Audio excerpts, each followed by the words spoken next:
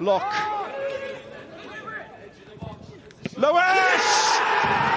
A mae'n mynd mewn, ac dwi'n meddwl bod Paolo Mendes yn hawlio mae fo gafodd y cyffyrddiad ola, ond ta waith, mae Caernarfon di sgorio, a mae yna 3 munud 9-2 i'w chwarae. A mae rhaid i fi ddeud, mi weles i Owain yn rhyw hanner oedi pan welodd o y daclan y gamwan dwy, ond dyma'r gyfle mae Bedwerydd, mae ar ben! Ar eilydd, Connor Evans yn rhoi Caernarfon yn gwbl ddiamheuol mewn i'r 8 ola. Oedd hi bron yn saff ta beth.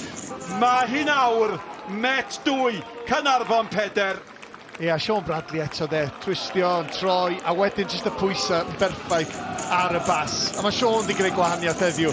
O bosib, ddylia fod i gael ser yn y gêm. Mae'n rhy hwyr rwan, Siori boi. Ddylia chdi di gwneud hynna 2 funud yn gynt. A wedyn, jyst cadw dy ben, taro'r targed. Un o'r redau'r gornal, de, i wasti amser. No way, never. Fel ymysodwr, rhy gri, cyrraedd y bel gynta.